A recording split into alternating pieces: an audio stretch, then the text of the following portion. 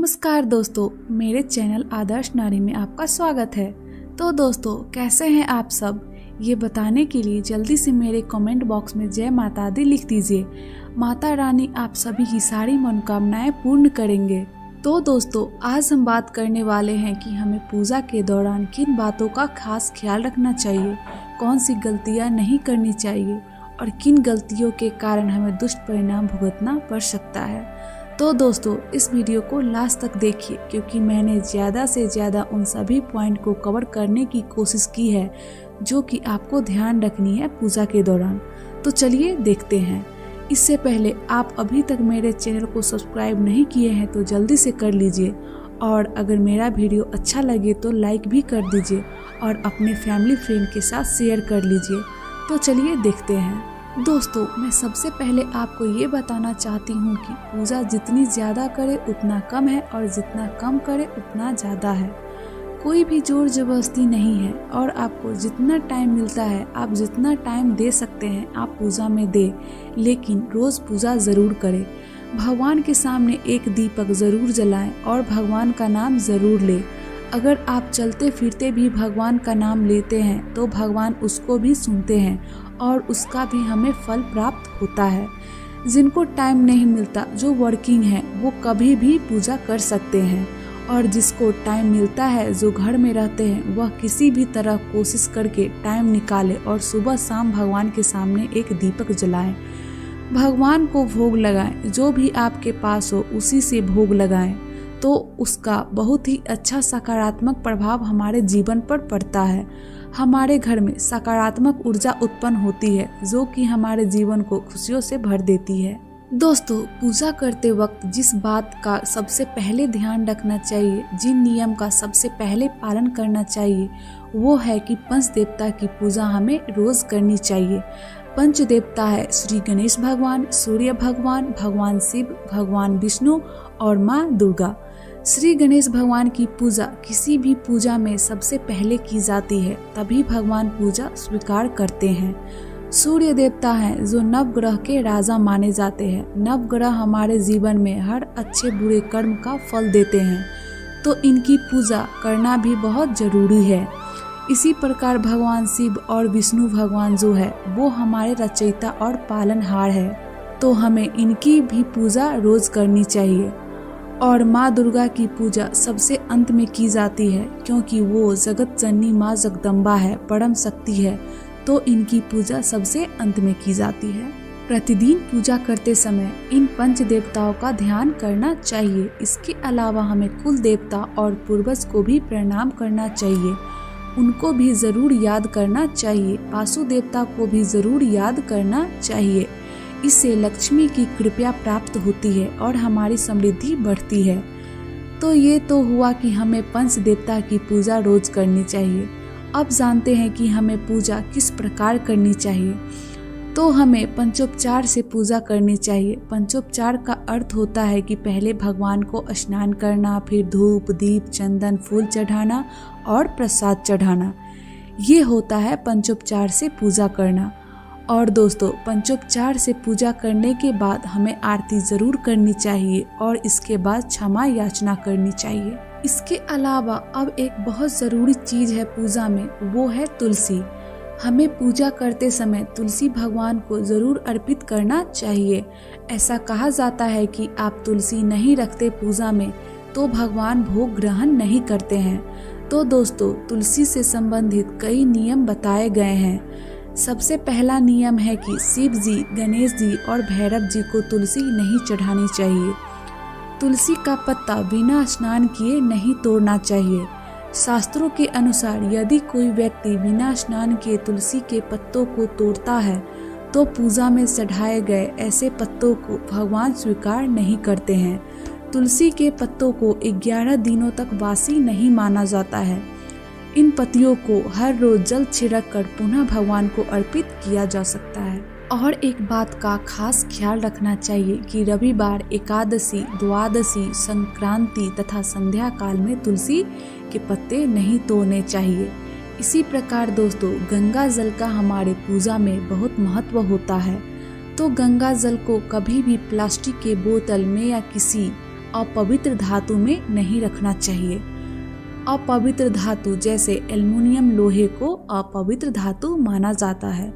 गंगा जल को तांबे के बर्तन में रखना शुभ माना जाता है। रोज की पूजा में आप लोटे में जल लेके रखते हैं, उनमें थोड़ा गंगा जल मिला दे और उसी से भगवान को स्नान कराए और खुद के ऊपर भी थोड़ा छिड़क ले, जिससे आप पवित्र या शुद्ध हो जाएंगे। तो दोस्तों, पूजा करते वक्त दुर्वा का प्रयोग किया जाता है। दुर्वा एक प्रकार की घास है जो खास किसी विशेष पूजा में प्रयोग किया जाता है। लेकिन जब हम दुर्वा का प्रयोग करते हैं तो हमें इस बात का ध्यान रखना चाहिए कि माँ दुर्गा को दुर्वा नहीं चढ़ाई जाती है। ये श्री गणेश भगवान को प्रिय है, तो ये पूजा करते समय गणेश भगवान को अर्पित करनी चाहिए। और एक बात जो ज़रूरी है, दुर्वा रविवार को नहीं तोड़नी चाहिए। पूजा करते वक्त हमें दीपक जरूर जलाना चाहिए। हमेशा कोशिश करनी चाहिए कि 2 दीपक जलाएं, पहला घी का दीपक और दूसरा तेल का।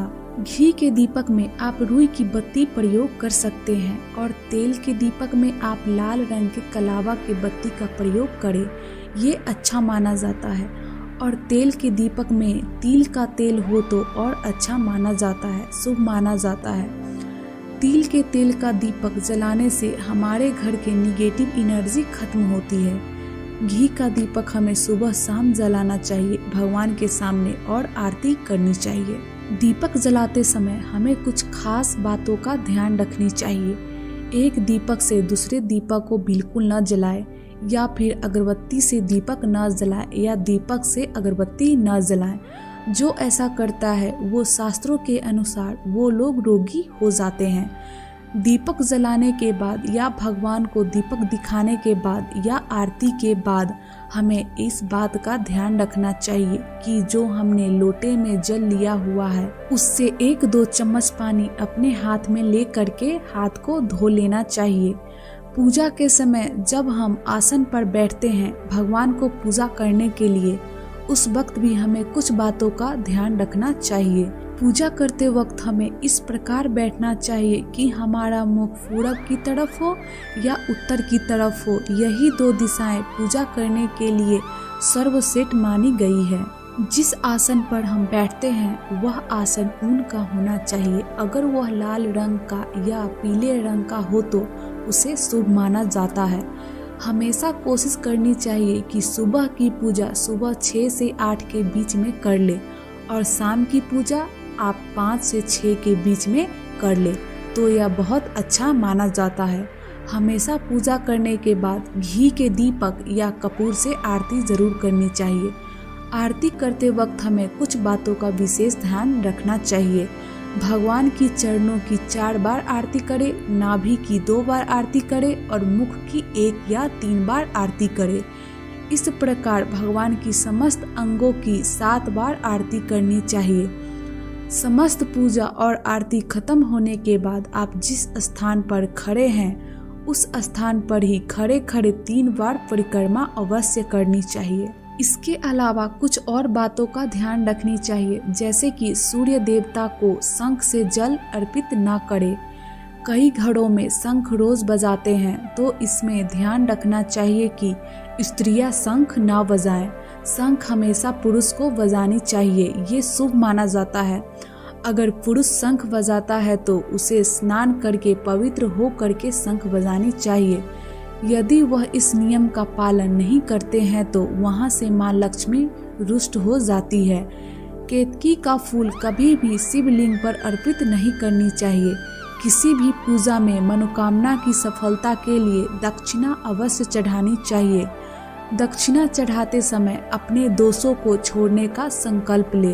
शास्त्रों के अनुसार शिव जी को प्रिय है बेलपत्र, तो हमें शिव जी को जरूर बेलपत्र चढ़ाना चाहिए, इससे वह खुश हो जाते हैं।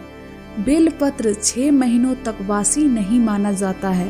बेलपत्र पर पुनः जल छिड़क कर उसको पूजा में प्रयोग कर सकते हैं। आमतौर पर फूलों को हाथ से भगवान पर अर्पित करते हैं, लेकिन ऐसा नहीं करना चाहिए। फूल चढ़ाने के लिए फूलों को किसी पवित्र पात्र में रखें, फिर देवी देवताओं को चढ़ाएं। तांबे के बर्तन में चंदन या चंदन का पानी नहीं रखना चाहिए। बुधवार या रविवार को पीपल के जड़ में जल नहीं चढ़ाना चाहिए। दोस्तों, पूजा घर में मूर्तियाँ 3, 5, 7 या 9 या 11 इंच का ही होना चाहिए। इससे बड़ी मूर्ति नहीं होनी चाहिए। घर के मंदिर में भगवान की मूर्ति बैठी हुई अवस्था में होनी चाहिए। हम जब भी पूजा करते समय भगवान को चंदन, कुमकुम, सिंदूर अर्पित करते हैं, तब हमें कुछ बातों का विशेष ध्यान रखनी चाहिए। जितनी भी देवियां हैं, आप उन्हें सिंदूर या कुमकुम अर्पित कर सकते हैं, लेकिन जितने भी देव हैं उन्हें रोली चंदन अर्पित करनी चाहिए। कुमकुम या सिंदूर नहीं लगाना चाहिए। देवों में गणेश भगवान को और हनुमान जी को आप सिंदूर अर्पित कर सकते हैं। हमेशा सिंदूर लगाते समय अनामिका उंगली का प्रयोग करनी चाहिए। तो दोस्तों, मैंने इस वीडियो में कोशिश की है कि आपको पूजा में किन छोटी बड़ी बातों का विशेष ध्यान देना है, उनकी ज़्यादा से ज़्यादा जानकारी दे सकूं।